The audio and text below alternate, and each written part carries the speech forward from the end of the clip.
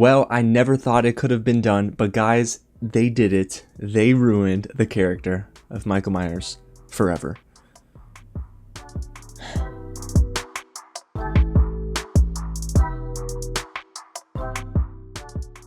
What's going on, everyone? James here with another real review, and today we're getting into all of my spoiler-free thoughts on Halloween Ends. A huge thank you to Universal Pictures for giving me the chance to watch this early in theaters for a review, but you can check it out in theaters and on Peacock, yes, streaming day and date this Friday, October 14th, guys. It's rated R, and I have to warn you ahead of time, if you maybe are uncomfortable with flashing lights, or there should have been an epilepsy warning before this movie, because there is a extended sequence in a club towards the end of the first act where there's a lot of flashing lights, so just be on the lookout for that. Halloween Ends sees the return of director David Gordon Green, who directed Halloween in 2018 and Halloween Kills, and the film stars Jamie Lee Curtis, Andi Matichak, James Jude Courtney, and Will Patton. Now here's where I stand on this new trilogy. I didn't really mind Halloween 2018. It wasn't great, but it was fine.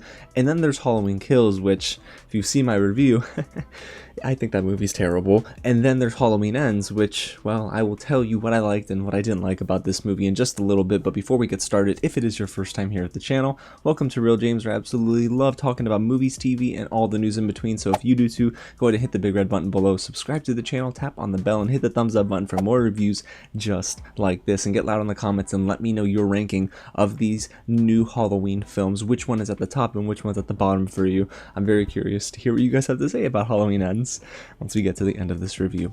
Alrighty, y'all. So if you don't know much about the film, let's get into it. It's 4 years after the events of Halloween Kills, and the saga of Michael Myers and Laurie Strode comes to an end in the final installment of the franchise. You heard that right, final installment of the franchise. So coming into this movie, I had expectations to a degree, thinking that they would probably end on a high note. Hopefully it would be better than Halloween Kills, but we'll talk about it. Alrighty, let's get into my positives, because I like to stay optimistic on the channel, and it starts with this.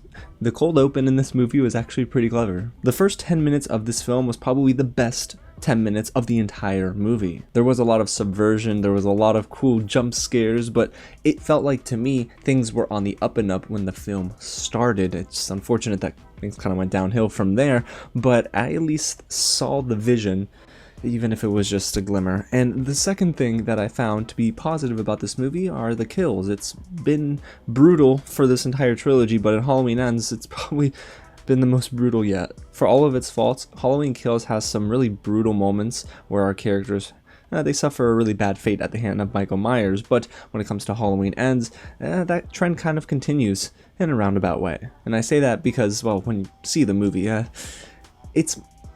yeah. Okay, well, you know what? Moving on before I accidentally spoil anything, you guys, I can't tell you I found any more positives. I mean, I guess one offhand compliment is that this trilogy, this franchise, is finally over.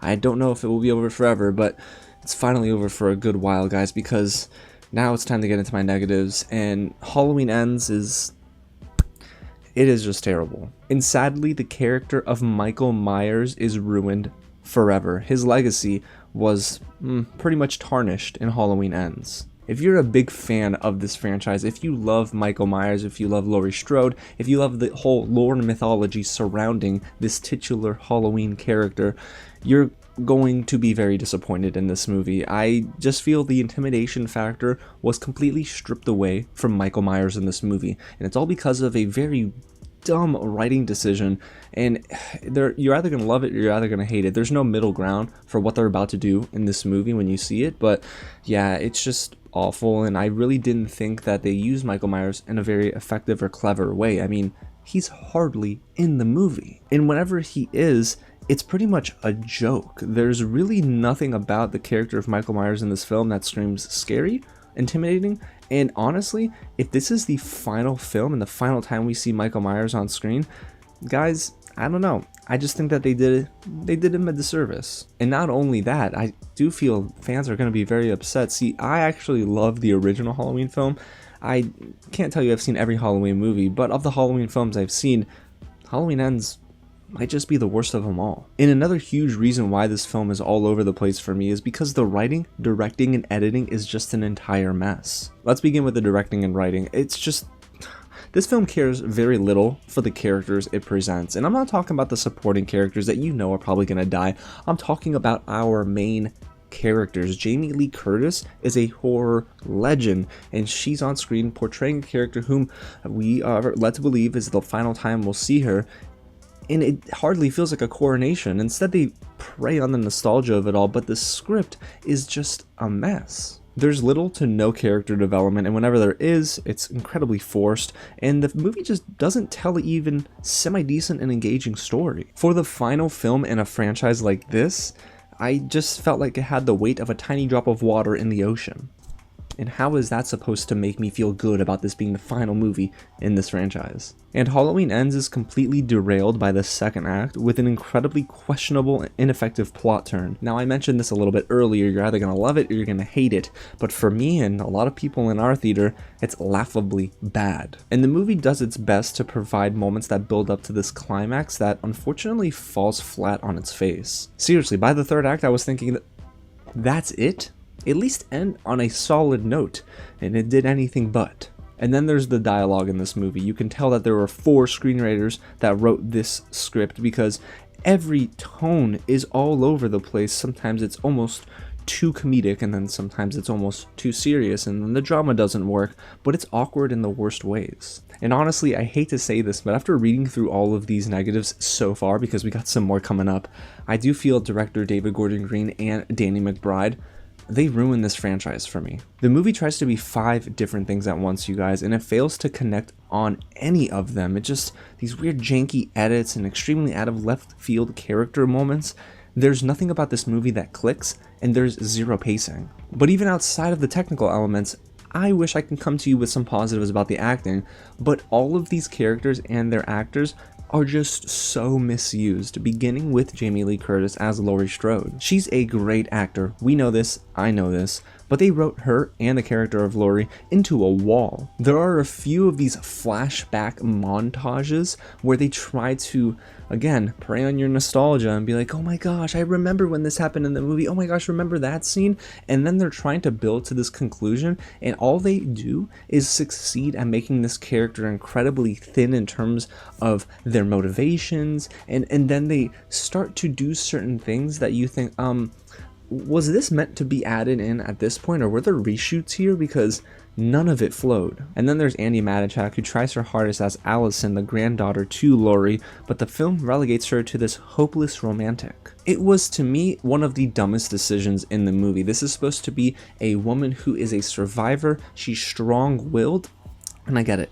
She's looking for somebody to date, and they do say shared trauma brings people closer together sometimes, but she falls for a man in this movie who, yes, is almost as messed up as she is, if not more messed up, but it never works for me. If anything, it always feels like both of these actors never click and get along, even in the early stages of their romance, so that subplot totally falls flat for me. It felt incredibly cheap. And then you have Rohan Campbell, who plays newcomer Corey Cunningham, who is outcasted by Haddonfield. And this is a character that the movie focuses on even more than Laurie Strode. And that is baffling to me.